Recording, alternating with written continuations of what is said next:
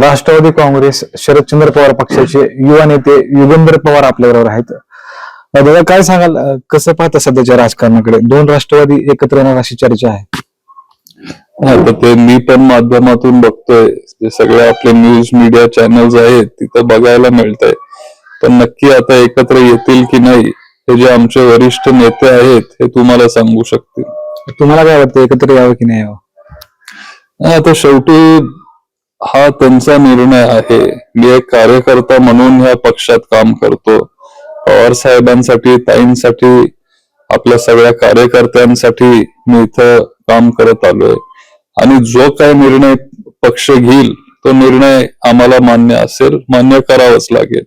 नाराजी होताना दिसते दोन राष्ट्रवादी एकत्र येणार म्हणून. प्रशांत जगतापांनी राजीनामा दिलाय नुकताच. ते आता काय, आजच मी मीडियावर बघत होतो की एखाद्या वेळेस दोन्ही राष्ट्रवादी पुण्यात एकत्र येणार पण नाहीयेत आणि पवार साहेबांची सूचना, आदरणीय ताईंची पण सूचना आहे की आपण महाविकास आघाडी म्हणून लढायचं आहे. जर तसं जर असेल तर मग राजीनामा द्यायची गरज नव्हती, कारण ते चांगले कार्यकर्ते आपल्या पक्षाचे होते. अनेक वर्षापासून ते आपल्या पक्षाचे काम करत आलेत. माझे आणि त्यांचे पण अतिशय चांगले संबंध आहेत. माझी इच्छा होती की त्यांनी थांबावं, पण काय झालं नक्की मला माहिती नाही, कारण मी तिथं त्या चर्चेत नव्हतो. पुढची दिशा कशी असणार आहे आता? जिल्हा परिषदेच्या निवडणुका येऊन पाहतात लवकरच. आता निवडणुका जेव्हा जाहीर होतील त्यावेळेला आपण त्याच्यावर भाष्य करणं योग्य असेल. राजकारणात समीकरण हे बदलू शकतात, काही होऊ शकतं, रोज काहीतरी होऊ शकतं. तेव्हा आणि जिल्हा परिषदेचे निवडणुका जेव्हा ते डिक्लेअर करतील त्यावेळेला आपण बघू. बारामतीच्या निकालाकडे कसं पाहताय तुम्ही? एक जागा आपल्याला मिळाली मग तुतारी गटाला. आपल्या पॅनलला 3 जागा मिळाल्या.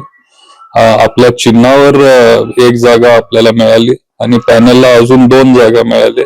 आपले 5 ते 6 उमेदवार 100 मतांनी तिथं पडले आणि सगळ्यांनी खूप कष्ट घेतले आणि आपल्याला किंवा अपक्षांना 6 जागा मिळतील असं बारामतीत कुणालाच वाटलं नव्हतं.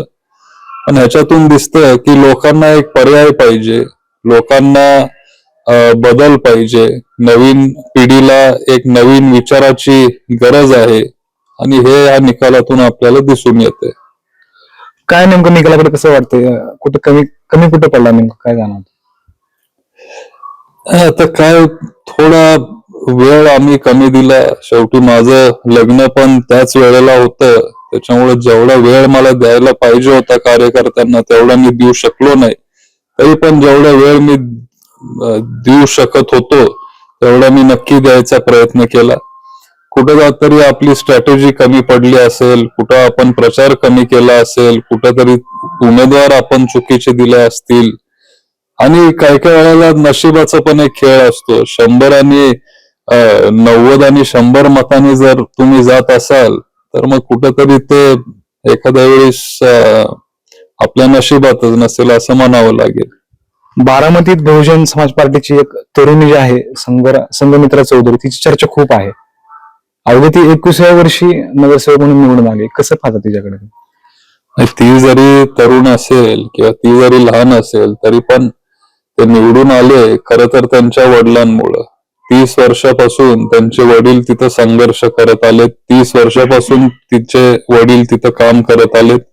मी त्यांना शुभेच्छा दिले आणि ती पण खूप हुशार आहे. म्हणजे स्वतः लॉ ची एक विद्यार्थी आहे, तिथं ऍडव्होकेट तिला व्हायचंय, पुण्यात ती शिकतीये आणि मतदारांना ते आवडलं असेल की तरुण मुलगी आहे, उच्च शिक्षित आहे, काहीतरी करून दाखवायचं आहे आणि वडील 30 वर्षापासून इथं संघर्ष करतायत. तिचे विचार तिथल्या मतदारांना आवडले असतील आणि त्याच्यामुळं बारामतीकरांनी तिला संधी दिली असावी. जवळपास 6 जागा बिनविरोध, म्हणजे 8 जागा बिनविरोध आल्या होत्या. अजित पवारांना अपेक्षित नव्हतं की 6 पक्ष येतील. अजित पवारांना धक्का समजायचं का 6 पक्ष मध्ये निवडून आले? ते तुम्ही त्यांना विचारलं पाहिजे. तुम्हाला काय वाटतं? म्हणजे ते त्यांना विचारा. आता मला काही वाटू शकतं पण शेवटी हा प्रश्न त्यांना विचारला पाहिजे. दादा, उद्या बारामतीत एआयचा कार्यक्रम पार पडतोय. अदानी येणार आहेत आणि सुप्रिया सुळे, परत अजित पवार असतील आणि साहेब असतील किंवा तुम्ही एकत्रित पुन्हा एकत्रित येणार आहात. हो, आपण आम्ही सगळे विश्वस्त आहोत त्या संस्थेची.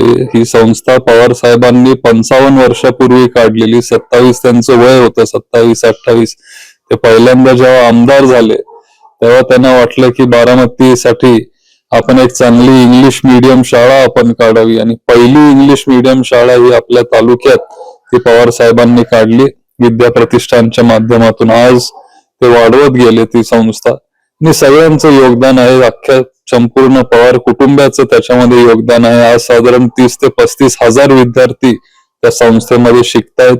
मला पण त्या संस्थेवर काम करायला संधी आदरणीय साहेबांनी दिली, आणि दादांना, ताईंना, काकींना सगळ्यांना संधी दिल्यामुळं आम्ही सगळे या संस्थेचं हित डोळ्यासमोर ठेवून आम्ही तिथं काम करत असतो. संस्थेमध्ये अजिबात राजकारण आपण तिथं आणत नाही, आणि बारामतीच्या हितासाठी, त्या संस्थेच्या हितासाठी आपण तिथं काम करत असतो आणि पुढे जात असतो. आपल्याबरोबर हे राष्ट्रवादी काँग्रेस शरदचंद्र पवार पक्षाचे युवा नेते योगेंद्र पवार होते. दीपक पडकर, मटा ऑनलाईन, बारामती.